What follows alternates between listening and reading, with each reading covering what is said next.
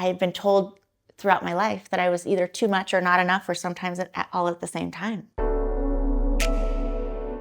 Hi. If you're watching this and you are thinking to yourself, my life is good. I have great friends. I have kids. I have career, but I'm longing for love that meets me where I am. And I think it's too late for me. I had that same exact feeling. After my divorce, I was single for a long time. I was focusing on raising my daughter, and it was actually quite a few years before I ever even considered going back into that possibility. And I will tell you, at the beginning of that journey, if you will, I remember, I'll never forget sitting on my bed. It was a Monday night. I was like, okay, I'm gonna do this. And I made an account on Match. All of a sudden there's, you get all these people and all this activity, and you're like, oh, this is overwhelming. And most of the people are, you're like, no, crazy. And I remember there was somebody that, seemed like this could be a great potential option. So we went on a date, and I will tell you, in that very first date, I knew in my gut, this was not for me. However, I also felt broken, and I had been told throughout my life that I was either too much or not enough, or sometimes all at the same time. I had the thought, what if this is it? What if this is all that there actually is for me? What if this is the only person that will love me? And so I allowed myself to get into a relationship with someone that 100% was not my person. And it took me quite a while to get out of that relationship. And when I did, I remember sitting and I made a list. And I thought about all the things in this relationship that had been wrong and painful and abusive and disrespectful and caused me to second guess myself all the time. And I made a list about this person, my person that was my dream person, how tall he was, whether he had children or not children, and what kind of music, and he had to love to travel. And I made that list, and I threw it in a drawer, and I forgot about it. Some years later, I met the man who now I'm about to celebrate my 2-year wedding anniversary with. And there could not be a more perfect partnership for me than us. But let me tell you something.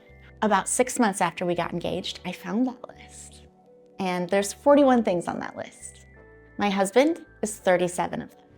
When we start to think about what we truly want, the things that are important to us, what that person feels like when they walk into a room, how you feel when you come home at the end of a day and they're there to greet you, to have that conversation, to talk about, how your day was and what's happening tomorrow. It is the most peaceful, extraordinary experience. And I know what you're thinking. How nice for you. It's not gonna happen for me. Again, I understand that. I thought, I was certain, that was it for me. I had missed my opportunity for extraordinary love. Not just mediocre love, not love where you are constantly trying to make yourself fit in somebody else's box, or toning it down because you're too much, or trying to be something you're not because you're not enough. When you find love that loves you and holds space for all of you, it changes everything. So here's my invitation. I want you to sit down, put on your favorite music, and I want you to make that list. I want you to make the list of everything that person is, everything that they embody. And then I want you to throw it in a drawer. Because here's the thing, as much as we all like to control the outcome and the timing, like, hello, me, 100%. But again, if we go out to dinner and we place our order, we don't run into the kitchen every 5 minutes and see if they triple washed the lettuce, or if they're cooking our steak at 500 degrees or 400 degrees, or if dessert's coming out at 7 o'clock or 7:15. No, we place the order because we know that when it's ready, it will be delivered. It's the same with love.